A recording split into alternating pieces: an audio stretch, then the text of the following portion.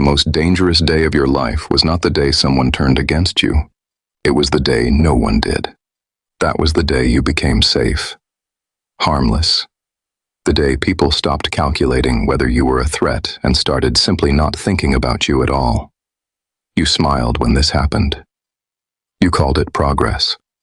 You told yourself that the friction was gone because you had matured, because you had learned to carry yourself well, because you had become the kind of person others respected.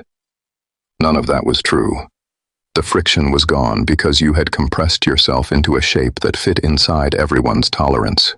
You had filed down every edge that made you difficult to contain. And the world, which does not reward people for being easy to contain, quietly stopped considering you for anything that required someone it could not easily manage. You were not at peace. You were at zero. There is a principle Machiavelli documented in courts and principalities across a career of watching rulers survive and watching rulers fall. He did not study who was admired. He studied who could not be easily displaced. And what the evidence forced him to conclude was this: a man with no enemies has no position worth defending. Opposition does not arrive where nothing of value exists. Pressure does not land on structures that pose no threat. Your enemies are not the cost of your success. They are the proof of it. And if you have none, if everyone in your life is comfortable, agreeable, and at ease, the question you need to sit with is not how to maintain that peace. The question is what you surrendered to produce it. Section 1. The structural meaning of opposition. Understand first what an enemy actually is, stripped of the emotional language you have been using to describe them. An enemy is not a person who dislikes you. Dislike is personal and structurally irrelevant. An enemy is a person whose position is threatened by the existence of yours. They did not become your enemy through hostility. They became your enemy through displacement. You moved into territory that reduced the value of what they held, or you are moving toward it, or you have demonstrated the capacity to. The enmity is the response to a structural event. It is the market telling you, through human behavior, that you have entered contested space. This distinction matters because it changes what opposition means. When someone moves against you, the amateur asks, "What did I do to deserve this?" He turns inward. He searches for the offense. He tries to re-engineer his behavior until the opposition dissolves. The professional asks a different question.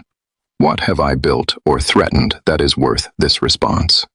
Because serious people do not move against insignificant ones. The energy required to oppose someone is not spent without a calculation.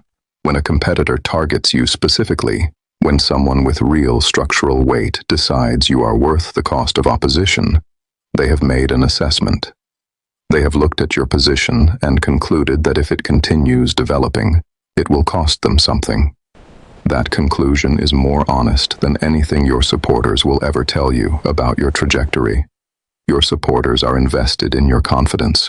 Your enemies are invested in the accuracy of their assessment. They are both telling you something. One of them has more to lose by being wrong. A man with no enemies has never forced that calculation. He has never occupied territory valuable enough to produce a response. He moves through his environment, and nothing adjusts. Nothing resists. Nothing reorganizes to account for his presence. That is not success. That is invisibility dressed in the language of peace. Section 2. What universal approval has cost you. Look at your life and be honest about something most people cannot bring themselves to see. Every person in your life who has never opposed you. Every relationship that has produced nothing but warmth and agreement. That relationship has cost you something you will never recover. Not because they are malicious. Because their affection for you operates by protecting you from friction. And friction is the only mechanism by which your position develops load-bearing strength. You have a circle that validates. You have advisors who confirm. You have a network that applauds before examining. This is not support, it is insulation. And insulation, past a certain thickness, is indistinguishable from isolation.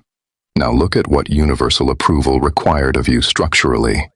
It required that you compress your ambitions to the tolerance level of the people around you. It required that you learn, gradually and below the level of awareness, which positions to soften before entering a room, which ideas to pre-dilute before presenting them, which moves to abandon before making them, because the people around you would not have understood or endorsed them. You made these adjustments so consistently that you stopped noticing you were making them. They became instinct. They became your personality. What you think of as your social intelligence is, in significant part, the accumulated record of how much you have made yourself manageable to people who are not positioned above you. Machiavelli watched this happen to princes. Not the violent ones, the careful ones. The ones who worked so hard to avoid being hated that they transferred leverage in every direction until they held none. The avoidance of hostility became a full-time structural project, and while they were running that project, the architecture of their position quietly eroded. Peace through compression is not peace. It is deferred collapse. Agreement is the tax the irrelevant pay. If everyone agrees with you, examine what you said to produce that agreement. Examine what you did not say. Examine the version of your position that would have produced resistance, and ask yourself honestly when you stopped presenting it. That is the shape of what it cost. Section 3. The information your enemies own that your allies are withholding. The man who opposes you holds a specific category of intelligence about your position that no person who wishes you well will ever provide. Not because they are lying to you, because the structure of their relationship with you makes accuracy secondary to your continued function. They have watched your confidence, and they have decided, consciously or not, that the complete truth would damage it. So they administer the truth in doses calibrated to keep you moving. They remove the parts that would stop you. They weight the favorable evidence. They frame the unfavorable evidence as context rather than data. This is not betrayal. It is affection operating as it always operates, at the expense of accuracy. Your opponent does not operate under this constraint. His assessment of your weakness is not mediated by care for your psychological state. He is mapping the gap in your structure because his own advancement depends on the precision of that map. He has every incentive to be accurate and no incentive to be kind. Strip out the animosity. What remains is a diagnostic. The section of a vicious critique that is structurally accurate, even if that section is only 10% of the total volume, is more tactically valuable than the complete archive of praise you have received in the same period. Praise tells you what is functioning at its best in optimal conditions. Opposition tells you what is exposed under adversarial conditions. Adversarial conditions are the only conditions that actually destroy you. The general who has read the enemy's assessment of his weaknesses knows more about his own army than any general who has only read the reports of his commanders. You have been receiving these assessments. Every critique that landed hard. Every competitor who moved into your space. Every person who dismissed your capability and turned out to be at least partially right. These were not attacks. They were intelligence operations conducted on your behalf by people who did not know they were working for you. Most of them you buried in defensiveness. Most of them you neutralized by finding flaws in the messenger, rather than examining the message. The defense felt satisfying. It was expensive. Section 4. The hierarchy tells you something you are not reading. Opposition does not arrive randomly. It arrives in proportion to the degree to which your movement through a hierarchy threatens the position of those already occupying the layer you are entering. This is not personal. It is structural. The opposition is not about you. It is about the territory. When a person with real influence begins working against you, when someone who could simply ignore you decides instead to contest you, they have made a calculation that ignoring you is no longer the lower cost option. They have assessed your trajectory and concluded that containment now is cheaper than displacement later. That calculation is a gift. It means you are moving.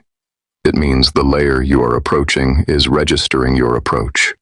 It means the people already in it have looked at you specifically and decided that you require a response. And powerful people do not spend the resource of opposition on people they are not threatened by. Indifference is what power offers to people who do not matter. Pressure is what power offers to people who do. Read the people who are applying pressure to you. They are not your problem. They are a map of your relevance drawn by the individuals most motivated to be accurate about it. They have skin in the game of assessing you correctly. Their opposition is the most reliable performance review you will receive, because it is the only one being conducted by someone with something to lose if they get it wrong. Most people receive this map and throw it away because it arrived wrapped in hostility. They wanted a letter of endorsement. They received reconnaissance. They called it an attack and responded with defensiveness and missed the entire value of what they had been given. Section 5. The specific deterioration you are currently inside. There is a decay that operates in the absence of opposition. It is slow. It is invisible from the inside. And by the time it becomes visible, the gap between your estimated position and your actual position has grown large enough to be catastrophic. Without a contested position to defend, the standard you use to assess your own work reclines, not dramatically, 1 degree at a time. The people around you recline with you, which means the decline is invisible from within the circle. You are all descending together. No one inside the system can see it. From outside, it is obvious. The man who has gone too long without real opposition is always softer than he believes himself to be. He has been sharpening against surfaces that give way. He has been measuring his capability against people who have no incentive to give him an accurate read. He has been winning against the wrong competition, and winning against the wrong competition is not preparation. It is the specific kind of confidence that collapses suddenly when actual resistance arrives. You know this person. You may be this person. The man who is the smartest in every room he enters, because he stopped entering rooms that required him to be the most uncomfortable person present. The professional who hasn't had a real competitor in years and has quietly stopped producing the quality of work that no competitor requires. The executive whose team stopped pushing back and who, without noticing, stopped making decisions worth pushing back on. These are not people who lacked the capability to develop a strong position. They are people who accepted an environment that did not demand one. And the environment, indifferent to their potential, took them at their own under-pressured word. Machiavelli documented this in states that had gone too long without contest. The structures thickened with inertia. The men in authority developed the specific blindness of the unchallenged. They began optimizing for internal comfort rather than external pressure. And when pressure arrived from outside, it found a system that had been rotting beneath a perfectly maintained surface. Your frictionless life is that surface. Section 6. The friend who is systematically dismantling your position. The person most responsible for the structural weakness you are currently carrying is not your enemy. It is the person who has agreed with everything you have said for the last 3 years. This is the section people stop watching, because it requires looking at relationships they have built their identity around and seeing them honestly. Not warmly, honestly. And honesty here produces a conclusion most people are not willing to reach. Your comfortable allies are not neutral. They are actively degrading the quality of your position by insulating it from the diagnostic pressure required to keep it accurate. Every time they absorb a sharp truth before it reaches you, your position develops one more blind spot. Every time they soften a critique to protect your confidence becomes slightly less anchored to reality. The aggregate of their protection is a picture of yourself that has been quietly, systematically, lovingly edited. Machiavelli called flatterers the most structurally dangerous people in any court. Not the assassins, not the rivals, the ones who agreed. He was not being provocative. He had watched what happened. The rivals sharpened the prince. The flatterers blinded him. The rivals, by attacking his position, forced him to improve it. The flatterers, by endorsing his position, allowed it to weaken without consequence. Now apply this to your own architecture. Who in your life is your rival? Who is the person whose assessment of your work carries adversarial precision? Who has every incentive to be accurate and none to be kind? If you cannot name one, examine what that means. It means every significant relationship you have built is with someone whose structural interest aligns with your confidence rather than your accuracy. You have built a court of flatterers, not because you are weak, because approval feels like progress, because the absence of friction can be mistaken for years for the presence of strength.